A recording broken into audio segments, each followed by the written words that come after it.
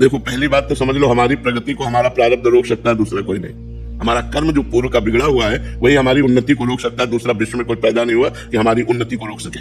हमारा कर्म ही हमें बाधा पहुंचाता है। को न काहू के सुख दुख कर दाता, निज कृत कर्म भोग सुन भ्राता। हे भाई, कोई किसी को सुख दुख नहीं देता, अपना किया हुआ कर्म ही कहीं सुख देता है और कहीं दुख देता है। तो आज हम अच्छे कर्म कर रहे हैं, पीछे बुरे कर्म किए हैं, तो अच्छे कर्म करते हुए भी हमें आज दुख भोगना पड़ेगा, क्योंकि पीछे हमारे बुरे कर्म रहे हैं। आज हम बुरे कर्म कर रहे हैं लेकिन पीछे अच्छे कर्म किए, तो बुरे कर्म करता हुआ भी वो सुखी दिखाई देगा, क्योंकि उसने पीछे अच्छे कर्म किए हैं। अभी जो कर्म कर रहे हैं इनका आगे परिणाम हमको मिलेगा। तो लोग अगर हमसे ईर्ष्या करते हैं, खिलाफत करते हैं, तो इनसे कोई फर्क पड़ने वाला नहीं है। हमको अपने सत्मार्ग में चलते रहना चाहिए। हम नीचा देखेंगे तो हमारे कर्म से, हम पतित होंगे तो हमारे कर्म से, हमारी अवनति होगी तो हमारे कर्म से, लोगों से नहीं। ये पक्का विश्वास समझ लो। लोग चाहते एक तरफ हो जाए, आप एक तरफ हो जाए, और यदि आपका प्रारब्ध जोरदार है, आपके आचरण पवित्र है, आपका भजन जोरदार, तो आप पार हो जाएंगे, आप अकेले जीत जाएंगे। और अगर पूरा भारत आपके साथ है और आपका कर्म बिगड़ा हुआ है, तो आपको कदम कदम पे दुख भोगना पड़ेगा, कोई साथ नहीं आएगा, कोई साथ नहीं। हमारा कर्म ही हमको सुख दुख देता है। ये सिद्धांत को समझ लिया जाए तो हम दूसरों पर आरोपित नहीं करेंगे कि ये भाई हमसे